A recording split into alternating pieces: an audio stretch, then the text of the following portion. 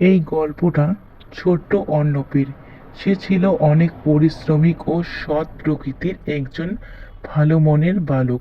তার চোখে ছিল অনেক আশা ও স্বপ্ন।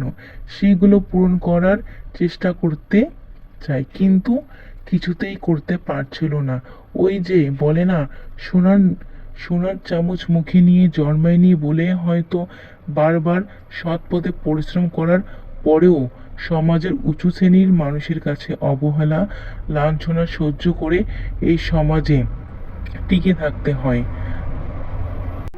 কারণ সে যে ছিল অনাথ, যার জন্মের ঠিক নেই। তাকে জন্মের পরেই কোনো বাজারে কিংবা ডাস্টবিনে ফেলে দেওয়া হয়, কিন্তু সে কখনো হার মানত না। সে তার ইচ্ছে আর স্বপ্নকে কোনো না কোনো একদিন ঠিকই পূরণ করবে। হয়তো একটু সময় লাগবে, কিন্তু সে পূরণ করবে, কারণ সে ছিল সৎ এবং পরিশ্রমিক এক বালক। সে ছোট থেকেই কাজ করতে করতে এখন এমন কোনো কাজ নেই যে সে পারে না। তার যে অনেক স্বপ্ন, সে একদিন স্কুল পড়বে।